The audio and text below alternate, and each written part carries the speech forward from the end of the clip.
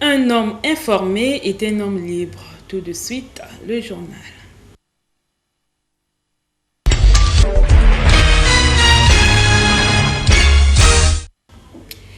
Le régime démocratique semble se présenter comme un régime de tous les malheurs pour le peuple qui en est le souverain primaire et pour entre autres causes le non-respect du principe de la séparation des pouvoirs. Le peuple souverain est comme marginalisé alors que c'est lui qui monte les décisions. Démocratie, le principe de la séparation des pouvoirs et le souverain primaire est l'objet de cet éditorial de Chiv Tsivungo. Le vent de la perestroïka qui souffla entre 1985 et 1991 sur l'Afrique emporta la quasi-totalité des régimes du monopartisme d'autrefois pour céder la place au régime démocratique. Ce vent n'avait pas épargné le Congo, notre cher et beau pays, qui fait bel et bien partie des pays à régime démocratique. Or que les régimes démocratiques ont leur mode de fonctionnement, dont la séparation des pouvoirs, des gouvernants mandatés par un peuple justement souverain. Qu'est-ce à dire donc la démocratie? C'est un régime politique dans lequel le peuple dispose du pouvoir souverain et l'applique en respectant des principes démocratiques. Le cas échéant, le principe de séparation de pouvoir. Vous comprenez que rien que le respect de ce principe peut éradiquer une foultitude d'antivaleurs qui gangrènent la démocratie. Et lorsque ce principe n'est pas respecté, le pouvoir exécutif se croit tout permis et domine pour la majorité des cas sur les autres pouvoirs, à savoir le pouvoir législatif, le pouvoir judiciaire, sans oublier le pouvoir informatif. Donc la presse, dit quatrième pouvoir. Dans leur rôle respectif, l'exécutif fait exécuter les lois et règles et conduit la politique gouvernementale. Le législatif vote les lois et contrôle l'action de l'exécutif. Le judiciaire juge et sanctionne tous ceux qui n'obéissent pas aux lois et règlements de la République. Le pouvoir informatif, lui, dénonce en public, à l'intention du public, qu'est le peuple souverain, tout ce qui est contre loi et contre nature, causé par le citoyen tel qu'il soit. Comme quoi, le pouvoir arrête le pouvoir et les limites des uns s'arrêtent là où commencent celles des autres. Les mandatés du souverain primaire aussi, appelés élus du peuple, se doivent de respecter leur parcelle d'autorité et ainsi éviter le chevauchement et le trafic d'influence qui tue les institutions. Car être mandaté par le peuple confère une légitimité qui devrait produire, s'il vous plaît, la bonne gouvernance. Hélas, le développement socio-économique est pris en otage par les ennemis du principe de séparation des pouvoirs. Les démocrates de pure souche ne redoutent pas la séparation des pouvoirs, bien au contraire. La culture démocratique est encore une épine sous les pieds de nos politiques, qui n'ont aucune volonté, du moins jusqu'ici, de changer de paradigme. Le développement tous azimuts obéit à des principes. Tsivungo écrit sur le principe de la culture du bilan. Comment prétendre se développer sans culture du bilan? Rendre compte semble être une mer à boire pour nombre de nos autorités politico-administratives. Suivez. Le développement a des exigences pratiques pour tout homme, toute famille, toute entreprise, toute institution, enfin, pour toute nation qui veut se développer réellement. Parmi ces exigences de l'essor socio-économique, il y a la culture du bilan. Mais qu'est-ce à dire le bilan? En comptabilité, le bilan est un état comptable de l'actif et du passif qu'un établissement public ou une entreprise effectue pour rendre compte de sa situation patrimoniale. Une façon dans la gestion d'avoir une idée nette de d'où l'on vient et de d'où l'on va, et ainsi connaître officiellement les forces et les faiblesses de l'établissement, qu'il soit public ou privé. Seulement voilà, il semble être constaté que administration, institutions et entreprises publiques congolaises s'en passent de cette disposition vitale du développement. La culture du bilan, sinon du compte rendu, est encore en conflit avec la pratique politique de la plupart de nos politiques. Alors que c'est elle, la culture du bilan, qui a fait des nations dites développées, ces nations que nous prisons, ce qu'elles sont devenues aujourd'hui. Comment donc prétendre nous développer sans tenir compte de la place du compte rendu ou du bilan de la situation patrimoniale, le cas échéant de la mère patrie, à chaque étape réglementaire exigée par les normes de bonne gouvernance? Malheureusement, parmi les mots qui minent la gestion rationnelle de notre cher et beau pays, le Congo, figure l'absence de la culture du bilan. Dû rendre compte à la hiérarchie, et en régime démocratique, la grande hiérarchie, c'est le peuple, le souverain primaire. Lui qui devrait savoir de ses mandataires le plus clairement possible l'actif et le passif de la situation socio-économique nationale, donc du patrimoine national, est alimenté par la rumeur et aujourd'hui par les fake news, puisque ceux qui devraient rendre compte ne le font presque pas, pour que justement le peuple ait la même information bilancielle. Et vous serez d'accord avec nous que la rumeur et les fake news ne font rien d'autre qu'aggraver les situations, telles qu'elles soient. Tenez, aujourd'hui, puisque les lignes budgétaires que l'État affecte traditionnellement à telle ou telle structure ou institution étatique ne passent pas, faute de crise économico-sanitaire, l'information est révélée officiellement dans les différentes communications des commis de l'État, entendus ministres, préfets, maires, directeurs départementaux et j'en oublie. Mais lorsque l'État alimentait ses comptes, à l'époque de la vache grasse, qui rendait compte? Qui se préoccupait du bilan? Lorsqu'on sait que les SAF ne servent plus à rien dans ce pays, chacune des autorités a pris l'habitude mauvaise d'avoir ses lignes budgétaires dans son sac et procède même aux dépenses alors qu'une autorité est ordonnateur.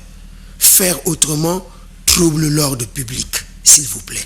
Hélas, c'est l'absence criarde de la culture du bilan, du compte rendu et d'ailleurs rendre compte à qui? C'est moi le chef. Dans notre pays, chef veut parfois dire exempt de contrôle, d'après l'entendement de nos politiques.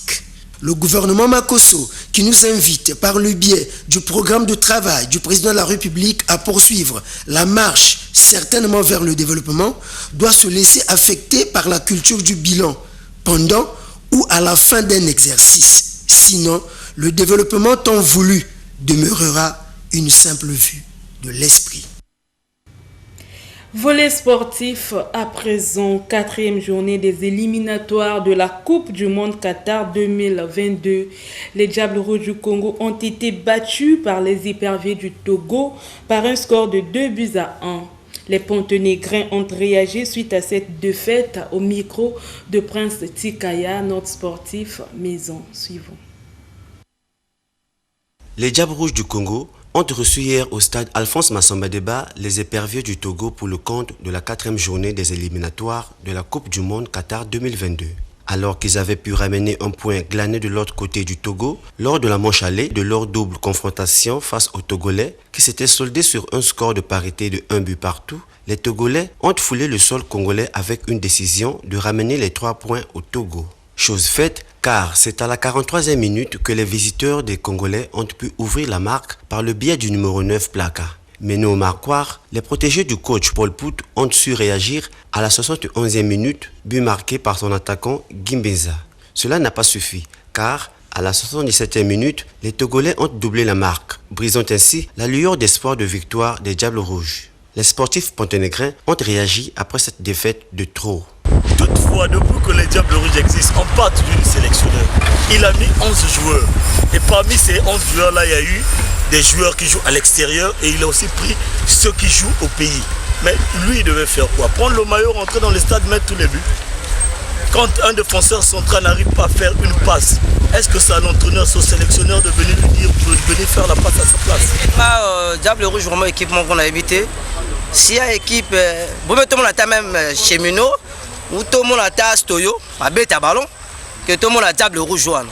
L'équipe m'a boqué ça là, match nul, la mboka bapaya. Au inanda qu'on a eu mon corps, tu misé même pour te bâtir na bisu. ngana misa kutu 1000 francs pour la victoire à Diable Rouge pour que mon compte à 2,55. Bah comme il va zo bête ballon moko lokola ba matière ba dû na pèlerin bozo ko la touche des balles. Bah joueur ba polar milia ko kufwa. Donc charge tout un match sera la défense. Ce qu'on coach on a pas éviter c'est pas foot avec un bon wana kambongo pesa mbongo kutu tozo kema mbongo wana ko sama matango lokolo ngo. A du coach on a ba memi a telo ko zo sala. Match bandit le premier mi-temps 0 minutes tina 45 minutes maintenant soit la pesant dans mon angote il y a télé kaka azomona kaka azogene kaka vraiment lingi balo va changer fédération là va changer coach va changer fédération ministre comme ça papa. Le rêve d'une première participation à une Coupe du Monde des Congolais étant brisé par cette défaite infligée par les Togolais, laisse les dirigeants du football congolais réfléchir pour mettre une bonne équipe au point pour les futures échéances sportives. Situé dans le 2e arrondissement, le pont reliant les quartiers Mvumvu et Luanzili dans la rue Pongui se trouve actuellement dans un état de dégradation très avancé et menace d'endommager les habitats d'alentour. C'est un constat de nos reporters Prince Tikaya et Merius Kabakotana. Le pont reliant les quartiers Mvumvu et Luanzili dans le 2e arrondissement, plus précisément la rue Mpangui, présente un visage macabre. Tenez, les pluies diluviennes qui s'abattent sur la capitale économique menacent de détruire ce pont si l'on y prend garde. Bien que déjà endommagé, mais toujours praticable jusqu'ici, le poids des véhicules qui y accèdent ne fait que l'enfoncer jour après jour. D'où l'on peut constater l'état de ces dallettes qui se décapent tous les jours, sémant ainsi la peur dans les cœurs des riverains.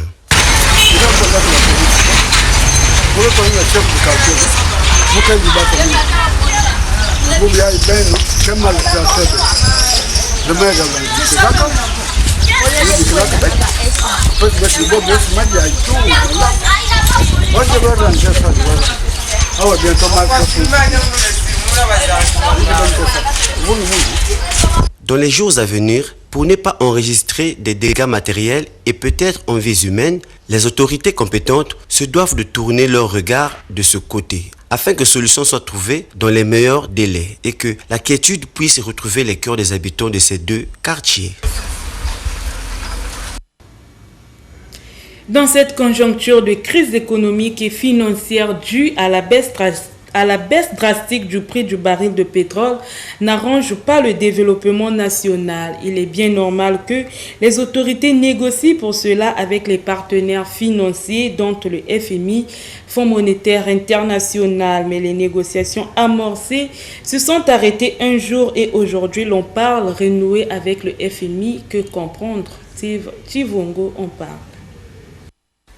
La crise économique et financière, couplée à la crise sanitaire, respectivement due à la baisse grave du prix du baril de pétrole vers fin 2014 et à la pandémie à coronavirus Covid-19 en mars 2020, a dangereusement bouleversé les espérances budgétaires de bien des nations à travers le monde, surtout pour les nations qui ne jurent que sur les recettes de l'or noir, comme notre pays, la République du Congo. À ce jour, le chapelet des grèves et menaces de grève observées sur l'ensemble du territoire national, dans les structures publiques comme privées, prouve bien que l'État a un sérieux problème d'argent et donc peine à répondre à ses engagements au point de devenir insolvable, en effet irresponsable. Certainement, plus moyen de faire autrement. Il fallait se tourner vers les institutions financières propres à nous accompagner dans la recherche des solutions sur mesure en vue de la relance de notre économie.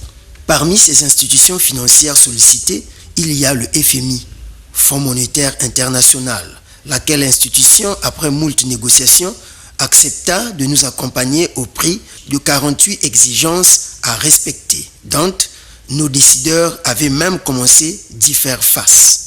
D'où vient-il qu'aujourd'hui, le gouvernement Makosso nous parle en termes de comment renouer avec le FMI? Qu'est-ce que cela veut dire?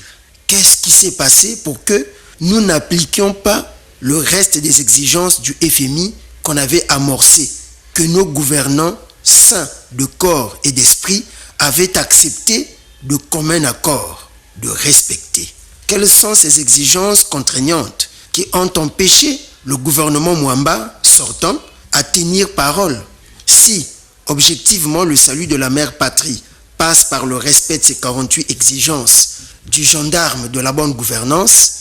À notre entendement, il ne faut même plus traîner les pas à rechercher le comment renouer avec le FMI, qui avait déjà fait connaître ses préalables, ou les 48 exigences ou rien. Mais l'heure est plutôt à la mise en pratique ferme de toutes ces exigences qui contribueront très certainement à redorer le blason terni de notre gouvernance et à favoriser la relance économique attendue de pied ferme par la volonté générale congolaise.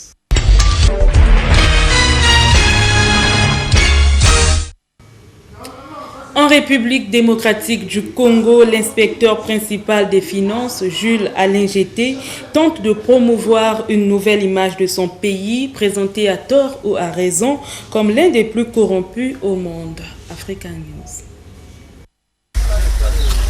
En RDC, l'inspecteur principal des finances publiques, Jules Alingete, tente de changer l'image de son pays, présenté à tort ou à raison comme l'un des plus corrompus au monde. Grâce notamment à cette campagne anticorruption lancée en 2020, les caisses de l'État, dit-il, ont fait plus de bénéfices. Aujourd'hui, je peux vous garantir, il n'y a aucun mois de l'année 2021 où nous avions fait moins de 500 millions de dollars. Aucun mois. Donc il y a des mois où nous faisons 900 millions, 800 millions, 700 millions et le minimum que nous avions fait c'est 500 millions. Alors qu'en 2020, on n'a jamais dépassé 400 millions. L'IGF se montre de plus en plus transparente en publiant les résultats des grands contrôles et dévoilant les noms de plusieurs personnalités publiques impliquées dans des malversations financières. Parler de corruption zéro, malversation zéro, c'est une utopie. Mais au Congo, le problème, c'est que nous avions atteint un niveau très élevé, que moi, j'estimais même qu'on était à 90%. C'est-à-dire, chez nous, la dépense publique était à 90% détournée et 10% était laissée à l'intérêt collectif. Notre stratégie, c'est de renverser la situation. Cependant, des zones d'ombre planent encore sur la gestion des finances publiques en RDC. En septembre dernier, une ONG avait critiqué le flou qui entoure la gestion des fonds destinés à la lutte contre le Covid-19. Des scènes de panique et de chaos ce jeudi dans le centre de Beyrouth, transformé en véritable zone de guerre après une manifestation contre le juge en charge de l'enquête sur l'explosion dévastatrice en août 2020. Euronews pour ce reportage. Des scènes de panique et de chaos ce jeudi dans le centre de Beyrouth, transformé en véritable zone de guerre après une manifestation contre le juge en charge de l'enquête sur l'explosion dévastatrice d'août 2020. Les chars de l'armée ont été déployés alors que des tirs nourris et des explosions ont retenti dans la capitale libanaise. Le Hezbollah et son allié chiite Amal, organisateur de la manifestation, ont accusé des snipers postés sur les toits des immeubles d'avoir tiré sur des manifestants, mais les raisons exactes qui ont entraîné cet embrasement restent confuses. Ces violences ont fait au moins 6 morts et une trentaine de blessés.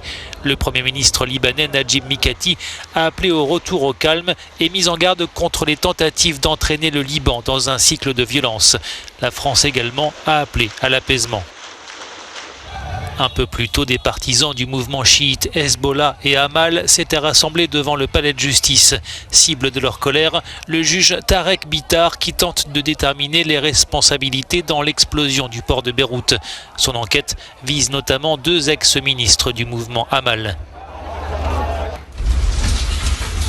Le 4 août 2020, le port de Beyrouth avait été le théâtre d'une puissante déflagration causée par le stockage d'énormes quantités de nitrate d'ammonium sans mesure de précaution. Bilan au moins 214 morts, plus de 6500 blessés et des quartiers dévastés. Pointés du doigt pour négligence criminelle, les autorités libanaises refusent toute investigation internationale et sont accusées par les familles des victimes et des ONG de torpiller l'enquête locale.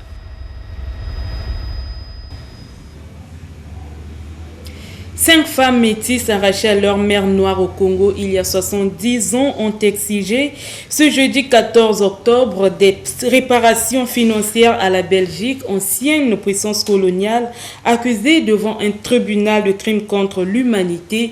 Une manifestation et qualification contestée par l'État belge. France 24. L'honneur de vous informer que la commission de tutelle a décidé que nous pouvons diriger les enfants sur votre mission. Ces documents datent des années 50. Léa, Monique, Marie-Josée, Noël et Simone les gardent précieusement depuis plusieurs années. La preuve de leur enlèvement à leur mère congolaise lorsqu'elles étaient petites. Leur crime, être métis sous la colonisation belge. Ces enfants étaient placés de force dans des couvents et devenaient une main-d'œuvre bon marché pour les religieux. À plus de 70 ans, Léa se souvient parfaitement d'une des seules fois où elle a pu revoir sa mère après son placement. Elle est sortie vite. Elle est venue me prendre en pleurant. Elle a réveillé toute la famille. Ils sont venus tous. Pour ces femmes, le pire restait pourtant à venir. À l'indépendance du Congo en 1960, alors que d'autres enfants métis sont envoyés en Belgique, elle reste quasiment livrée à elle-même dans la région particulièrement instable du Kasaï. Les milices qui étaient là pour nous garder, chaque soir on était devenus leurs jouets. On était des petites filles, on nous enlevait les habits, et on restait tout nus. On nous a fait des atrocités, quoi.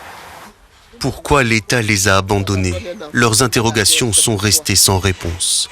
À cette époque, la Belgique met en place cette politique d'enlèvement, craignant un soulèvement des métis contre les autorités coloniales. Ce n'est que plusieurs décennies après que les Belges découvrent ces pratiques. En 2019, le gouvernement franchit un pas historique en présentant des excuses aux victimes et à leurs familles. Mais pour les 5 métisses belgo-congolaises, ces excuses ne suffisent pas. Elles attendent désormais que l'État belge soit reconnu coupable de crimes contre l'humanité et les indemnise de 50 000 € pour toutes les privations subies. Le nombre d'adoptions pendant la période coloniale reste encore flou, mais les experts estiment que jusqu'à 4 000 personnes sont susceptibles d'être concernées. C'est la fin de ce journal. Merci à vous de l'avoir suivi. Au revoir.